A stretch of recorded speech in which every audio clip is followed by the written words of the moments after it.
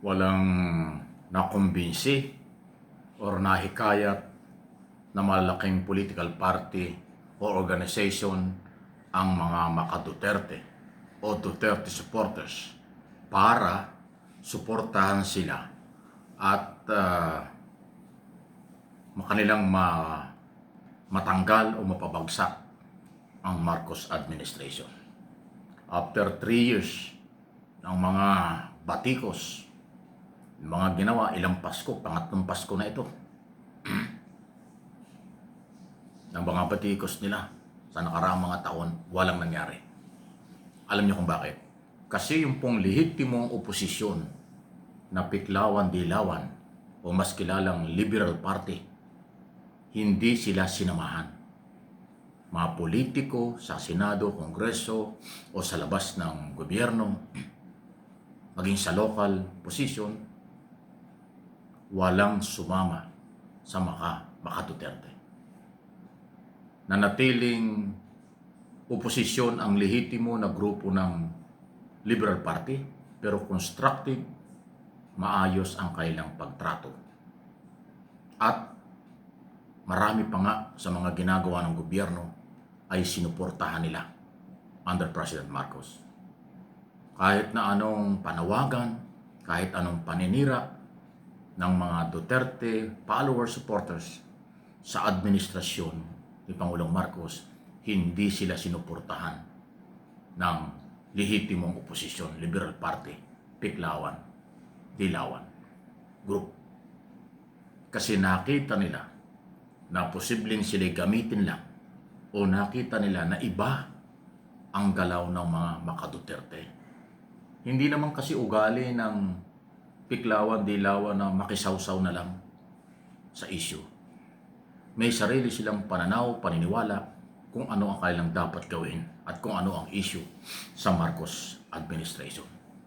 Nakita nila na hindi naman kailangan at hindi naman dapat pabagsakin ang Marcos administration dahil lang dun sa pagkakakulong Duterte at kanyang mga kaalyado. Dahil yun ay parte ng rule of law.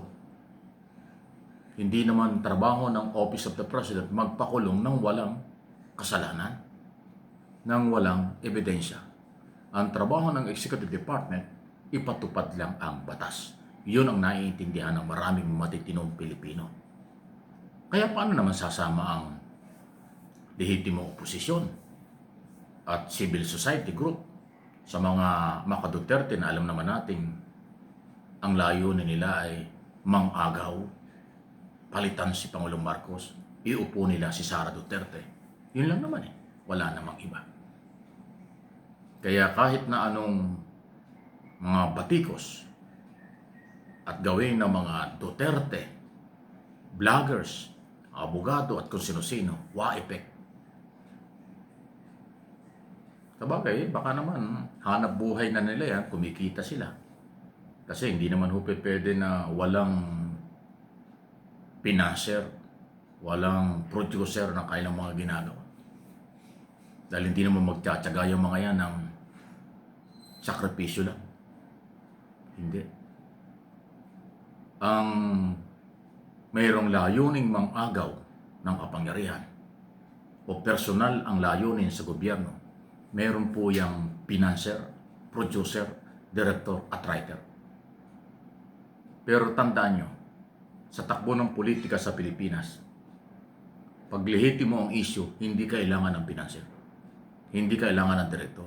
Kusang gagalaw, kusang magsasalita, kusang ang mga mamamayan ay lalabas at magsasabi ng kailang mga hinaing. Voluntary. Walang hakutan, walang bayaran. Basta lehitimong issue. Pero pag ang issue ay pang sarili, tulad na sinabi ko, mangagaw, magpabagsak, walang gagalaw yan ang walang suportang pinansyal. Kung sabi nila wala, sabi lang nila yun. Hindi naman nila aaminin yan. At dahil dyan, nakikita yan sa tingin ko at pananaw ko at observation ko at opinion. Nakikita yan ng grupo ng Liberal Party. Piklawan-Dilawan na kilala. Kaya hindi sila talaga mahihikayat at hindi sila sasama sa mga maka-Duterte. Pangalawa, biktima rin ng mga pang-insulto, panlalait, pambabastos ang Liberal Party at Piklawan-Dilawan during Duterte administration. Yun ang hindi yata nyo naalaala. Kaya after 3 years sa aking observation, walang malaking suporta ang Duterte Cap. Tingin ko nga nabawasan pa. Malaki na ang nawala sa kanila. Hindi na totoo yung 32 million. Wala na yun. Lalo na ngayon, pasintabi na, Paskong Pasko, kung inyong makikita, maririnig, at aaralin nyo ang mga statement ni Sara Duterte pag walang binabasa. Wow! Tapos gusto maging presidente? Gusto nyo ipalit kay Pangulong Marcos? Hindi ganun kahina ang mga Pilipino. Ang mga Pilipino ay maglalagay ng gusto nilang maging Pangulo na merong sapat na kaalaman, karanasan, pang-international, pang-national, ang mga statement, galaw, at ginagawa. Sa ngayon, hindi nakikita yan. Mga qualification na yan sa inyong kampo, sa kanilang grupo. Malayo-malayo. Naku, ayaw ko na ipakita yung mga video ng mga statement, open forum, at saka interview na walang binabasa. Oh my God. Kakatawan sa international community. Haharap sa United Nations. Haharap sa business community.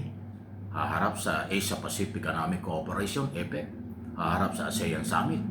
Haharap sa European Union. Haharap sa international organization. Both government and private sector. Wow! Kaya maghanap tayo ng may tapang, matalino, may kakayanan, may qualification, na ang layunin maglingkod sa bayan. Hindi pang sariling kapakanan. Dami, marami dyan, maniwala kayo. 110 million o 115 million. Imposible naman tatatlo, apat na pamilya lang ang aasahan natin o apelyido. Hindi po, marami. Maglagay tayo siguro ng businessman na papasok sa politika. O baka magbabago tayo.